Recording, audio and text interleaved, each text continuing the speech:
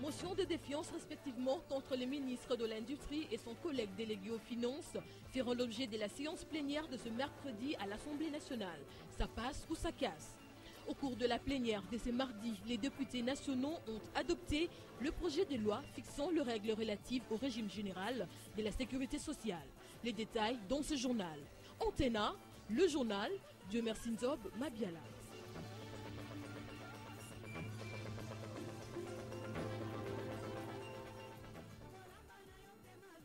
Bienvenue à ce 19h, Madame, Monsieur, bonsoir. C'est demain, mercredi, que l'Assemblée nationale va se prononcer autour des deux motions de défiance adressées au ministre délégué aux Finances, Patrice Kitebi, et celui de l'Industrie, petite et moyenne entreprise, Rémi Moussoungaï. Un exercice parlementaire procédant certes de la bonne gouvernance. Des explications avec Laïn Bofandombon. Pendant qu'on assistait à des vagues de désistement des 10 députés sur 58 de l'opposition parlementaire qui avait signé la motion contre le ministre délégué aux Finances, Patrice Kitebi, portant ainsi à 48 le nombre des signatures, alors que la loi en exige 50 au minimum pour qu'une motion soit recevable, le ministre Kitebi sera de nouveau face aux députés nationaux à la plénière de ce mercredi 5 novembre à l'Assemblée nationale. Le ministre des Finances aura l'occasion de justifier le décaissement de fonds destinés à l'opposition dans le budget 2013 sans structure d'engagement avant la sanction de la plénière à l'issue d'un vote des députés qui se déroulera à bulletin secret. Selon des sources parlementaires crédibles citées par le phare, certains parmi des 10 députés qui avaient retiré leur signature n'avaient en réalité que sursis en attendant les conclusions des travaux de l'ECOFIN sur la reddition des comptes de l'État de l'exercice 2013. Ceci dit, 4 des 10 députés ont fini par lever la surséance de leur signature, rendant de nouveau la motion valide car signée par plus de 50 députés. Selon les informations émanant du Palais du Peuple, cette confusion procédurale est due sûrement au fait de l'imprécision juridique dans les règlements intérieurs de l'Assemblée nationale qui mérite, selon les parlementaires, d'être réformés. Par ailleurs, à la même plénière du mercredi, l'Assemblée nationale tranchera également sur une deuxième motion de défiance signée par 63 députés, toutes tendances confondues, dirigée contre le ministre de l'Industrie, Rémi Moussoungaï, à qui il est reproché d'avoir mal géré les projets de la cimenterie de la province orientale. Et au cours de sa plénière de ce mardi 4 novembre 2014, l'Assemblée générale a examiné et adopté le projet de loi fixant les règles relatives au régime général de la sécurité sociale, et ce, à l'issue de la présentation du rapport de la commission mixte PAJ socio-culturelle qui a approfondi l'examen du texte suivi du débat général. Encore une fois, Laïn Bofandombon. Pour l'Assemblée nationale qui a approuvé le rapport de sa commission, le projet de loi présenté par le gouvernement devrait tenir compte des différents régimes spéciaux de sécurité sociale en dehors du régime général. Selon l'exposé des motifs accompagnant ce projet de loi, le régime général de la sécurité sociale, organisé par le décret loi organique du 29 juin 1961, en dépit de ses avancées d'alors, est loin de rencontrer la vision de la Constitution du 18 février 2006. D'application restreinte, discriminatoire et partielle quant aux prestations, il n'a couvert que certaines villes en matière de risques professionnels, de pensions et d'allocations familiales. Non seulement le texte ajoute aux allocations familiales l'indemnité des maladies et les prestations de maternité, il couvre tous les territoires nationaux et prend en compte les principes édictés par la Convention 102 du Bureau international du travail, dont celui de l'égalité entre l'homme et la femme, du suivi régulier de la mise en œuvre et de l'évaluation périodique de l'accessibilité et de l'efficacité des procédures. En plus, avec la participation des partenaires sociaux, à savoir l'État, les employeurs et les travailleurs dans la gestion du régime, le texte instaure une gouvernance démocratique et transparente, assurant une pérennité financière, budgétaire et économique du système. Le projet de loi sur le régime général de sécurité sociale stipule en son article 2, il est institué un régime général de la sécurité sociale couvrant les branches suivantes, à savoir la branche des risques professionnels pour les prestations en cas d'accident du travail et des maladies professionnelles, la branche des prestations aux familles qui couvre les prestations familiales et de maternité, la branche des pensions pour les prestations d'invalidité, de la vieillesse et des survivants. On quitte le Parlement pour prendre la direction de l'hôtel du gouvernement où une délégation du staff dirigeant de la société des télécommunications Tigo a été reçue par le Premier ministre Augustin Matata Ponyo ce mardi 4 novembre 2014. La représentante résidente de l'UNICEF, Barbara Benten, l'a également fait ses adieux en fin mandat. Elle quitte la République démocratique du Congo ce vendredi et c'est Jean-Lumière Sekama qui nous en parle. Barbara Benten, représentante résidente de l'UNICEF en RDC, a fait ses adieux au Premier ministre. Elle a dressé un bilan des secteurs de la santé et de l'enseignement par rapport aux enfants. Nous avons pu évoquer le travail qui est en train de se faire dans le système éducatif. Il y a évidemment le grand projet de construction d'écoles à travers tout le pays, mais au-delà de ça, il y a aussi les dernières 10 ans. Et je disais à son Excellence, Monsieur le Premier ministre, que j'ai dans mon bureau une graphique qui montre comment les dernières 10 ans, les enfants sont rentrés dans les écoles. Donc il y a 10 ans, la moitié des enfants, surtout les enfants pauvres du pays, qui n'étaient pas dans l'école. Aujourd'hui, il n'y a que 5% des enfants qui n'entrent pas à l'école. Aussi dans la santé, il y a des progrès très très importants. Il y a entre 2007 et aujourd'hui une chute de la mortalité infanto-juvénile de 30%. C'est vraiment un résultat très très important. Une délégation du staff dirigeant de Tigo RDC a présenté au Premier ministre son programme d'investissement et surtout dans le domaine de l'Internet et du service mobile financier. D'autre part, Roger Choulungu, vice-ministre des Finances, a présidé ce mardi 4 novembre la troïka politique. L'évolution de l'économie congolaise indique que jusqu'au 31 décembre 2014, le cadre macroéconomique restera stable. Jean-Lumière Sekama. La conjoncture internationale a retenu toute l'attention des experts de la troïka politique des finances. Nous avons examiné les comportements des matières premières essentiellement exporté par notre pays, à savoir les cuivres, qui a repris l'augmentation au niveau du cours mondial, tandis que le cobalt est resté stationnaire, l'or a baissé, ainsi que le pétrole. À l'approche de la fin de l'année, les finances publiques sont plutôt bien tenues. La situation des finances publiques était déficitaire, du moins la situation provisoire. On continue à comptabiliser les recettes, donc les soldes provisoires indiquent un déficit de 90 milliards de francs congolais, mais en cumul, nous avons encore une marge de trésorerie de 73 milliards de francs congolais, ce qui n'inquiète pas la situation des finances publiques. La RDC s'achemine inexorablement vers une 5e année de stabilité macroéconomique relative. L'actualité, c'est aussi ces audiences que le ministre de l'Intérieur, Richard Mouyej Manguez-Mans, a accordées ce mardi 4 novembre à l'ambassadeur de Grande-Bretagne accrédité en République démocratique du Congo. Une audience qui aura porté sur l'évaluation de la réforme de la police nationale congolaise.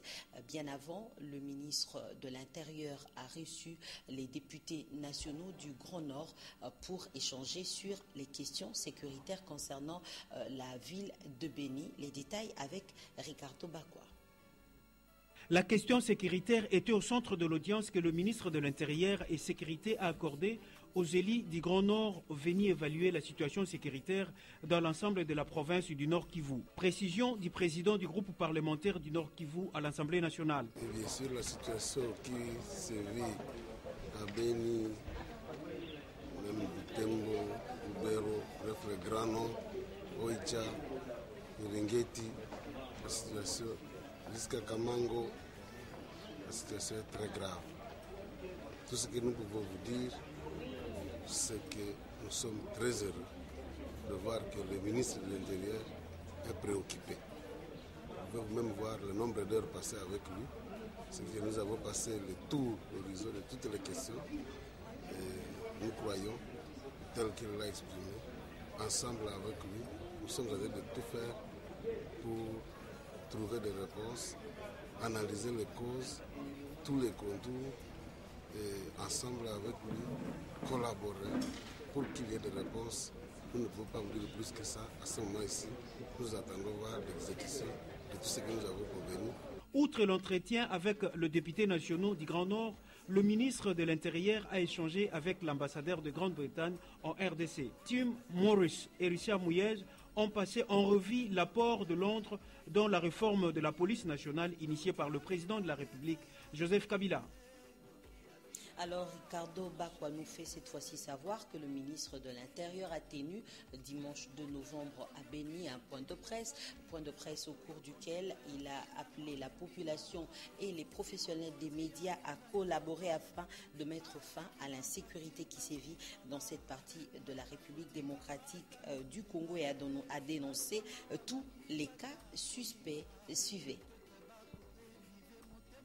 Après l'arrestation des dizaines de rebelles des ADF Nalou qui ont massacré la population de Béni et ses environs, un de leurs cas a été cartographié par le service de sécurité de la RDC. Des rebelles parmi lesquels des enfants congolais dont l'âge varie entre 5 et 16 ans y ont été capturés. C'est ce qui justifie la tenue d'un point de presse le dimanche 2 novembre dernier par le ministre de l'Intérieur, Richard Mouyej, qui a appelé la population à collaborer avec le service de sécurité afin de dénoncer les personnes suspectes. Nous allons poursuivre l'ennemi jusqu'à l'annihiler totalement.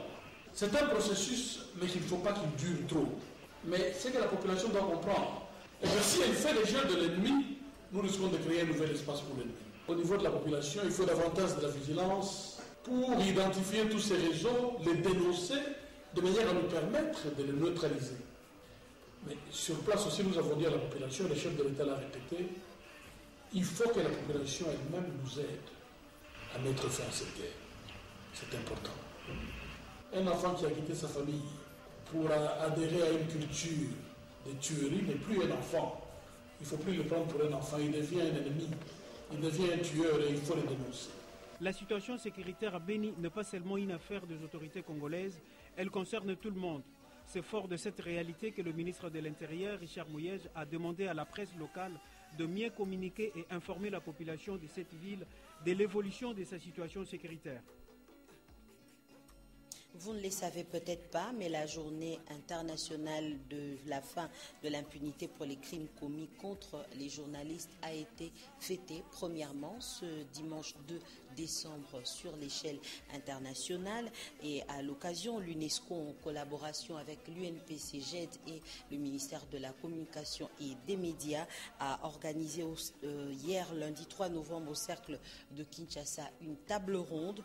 C'est dans l'objectif de sensibiliser l'opinion aux défis que constitue l'impunité et mobiliser des moyens pour lutter contre ces fléaux. Sylvain Kapongo-Bosengele. 700 journalistes sont décédés dans le monde en plein exercice de leur métier, parmi lesquels plus d'une dizaine sont enregistrés en République démocratique du Congo. Selon les rapports publiés par GED, Journalistes en danger et celui des Nations Unies, plus de 90% des victimes sont des journalistes locaux, dont la majorité effectuait des reportages dans leur pays d'origine sur la politique, la corruption et la guerre. Mais les auteurs de ces crimes restent jusque-là impunis. C'est ce qui justifie cette table ronde qui met en lumière les défis énormes à relever pour inverser la tendance à une impunité systématique. L'impunité pernicieuse, elle conduit à l'autocensure par peur des représailles et prive la société des sources d'information importantes. Et chez nous, j'ai dit tout à l'heure, nous ne travaillons pas sur des choses abstraites. Plus de 50% et même plus des cas que nous connaissons ici sont le fait des personnes qui ont une certaine parcelle de pouvoir, qui abusent de leur pouvoir pour s'en prendre aux journalistes, pour se venger des journalistes. Et donc le débat se trouve à ce niveau-là. Le débat, ce n'est pas de dire est-ce que le journaliste a fait, oui ou non, bien son travail. Ça, c'est autre chose. En cette première journée internationale de la fin de l'impunité pour les crimes commis à l'endroit des journalistes, Irina Bokova, directrice générale de l'UNESCO, a invité tous les gouvernements à diligenter une enquête rapide et approfondie chaque fois qu'un journaliste est tué. Aux partenaires de renforcer leur coopération pour améliorer la sécurité des journalistes. Il faut signaler que cette journée a été décrétée par les Nations Unies en mémoire des 2 journalistes français, Ghislaine Dupont et Claude Verlon, assassinés au Mali le 2 novembre 2013. Sachez en même temps que hier, lundi 3 novembre, il a été célébré la 5e édition de la Journée africaine de sécurité alimentaire. À cet effet, le ministre de l'Agriculture et du Développement rural, Jean Chrysostome Vanamouiti, a fait une visite à la ferme d'Aipen, située dans la commune de Lantiélé. Dans sa suite, Lucie Mahamba.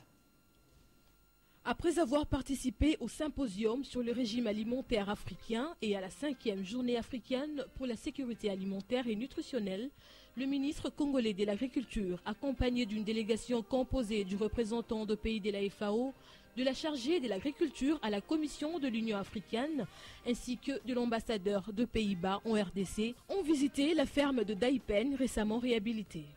Jean Chrysostome Vanamouiti a, à travers cette visite, voulu montrer à ses hôtes les efforts du gouvernement en matière de lutte contre la malnutrition.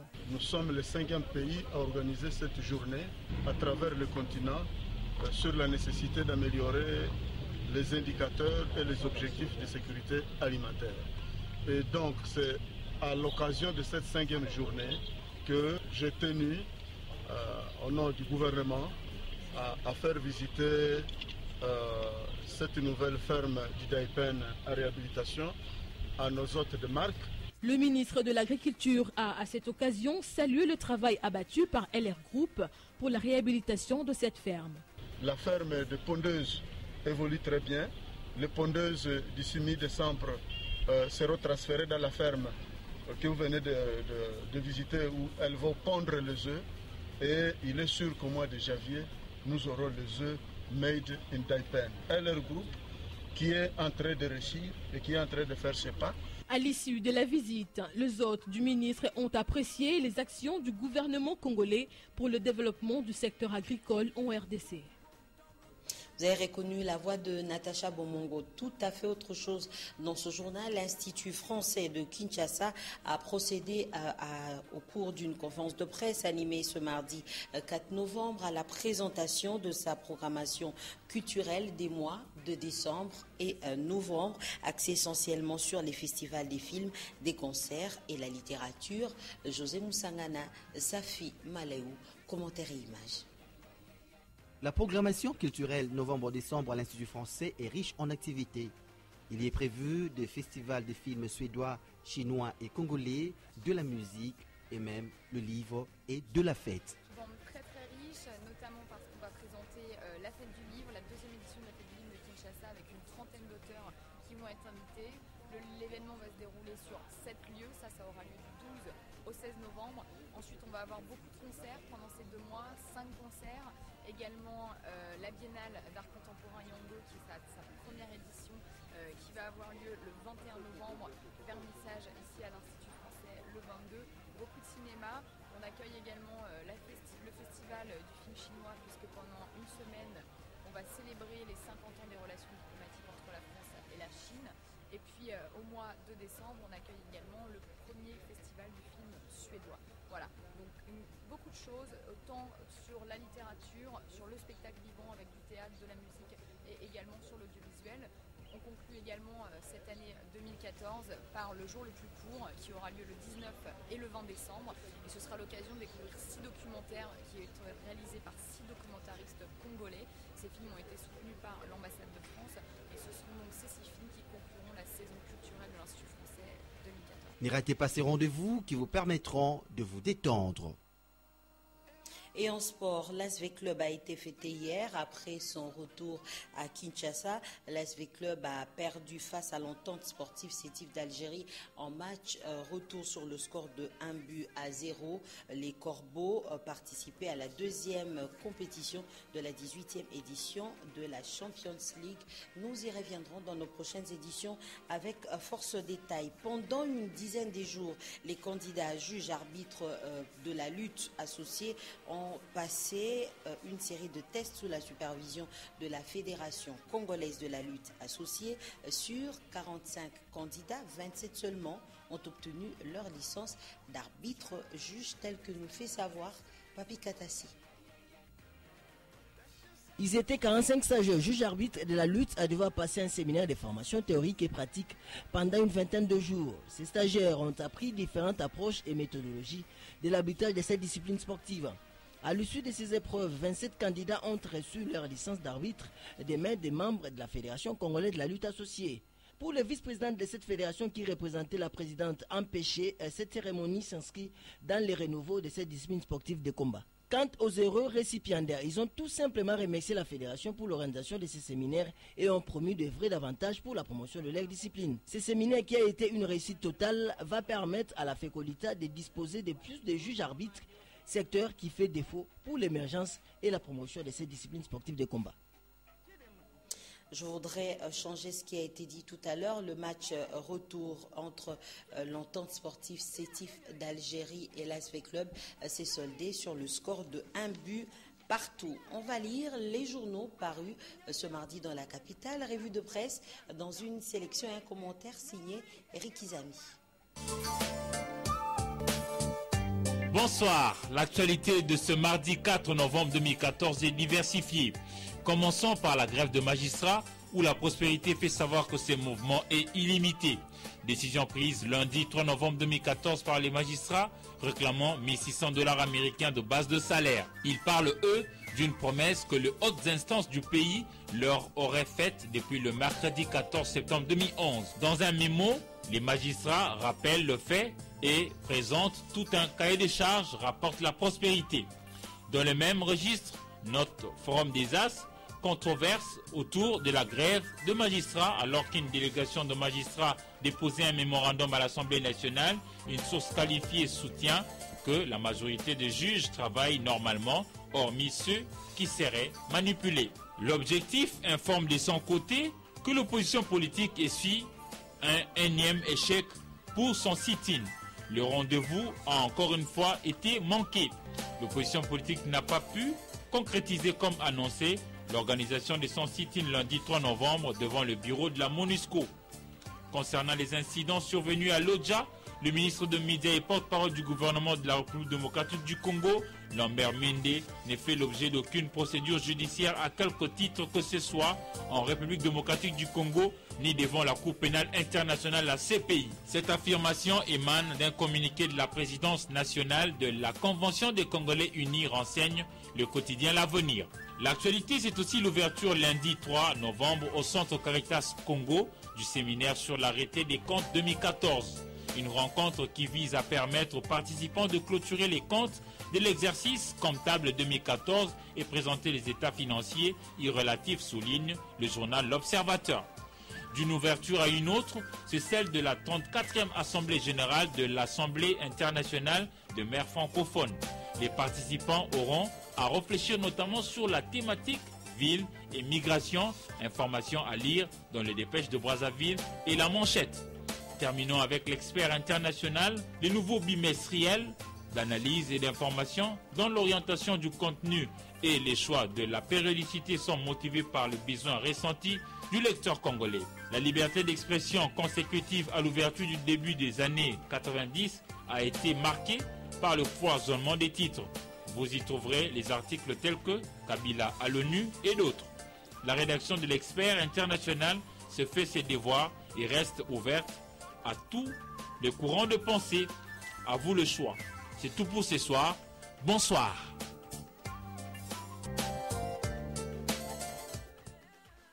Mais l'unique choix qui vous reste, c'est Antenne A comme chaîne à suivre ce soir à 21h18. Vous aurez droit au théâtre et ce sera avec le groupe Le Bon Samaritain. Madame, Monsieur, c'est la fin de ce journal. Merci à vous tous qui nous avez suivis. Restez branchés sur Antenne A pour la suite de nos programmes. Demain à 7h, vous retrouverez Eric Izami avec le même plaisir. On se retrouve à 19h. Entre-temps, portez-vous bien et santé de fer à tous. Bonsoir.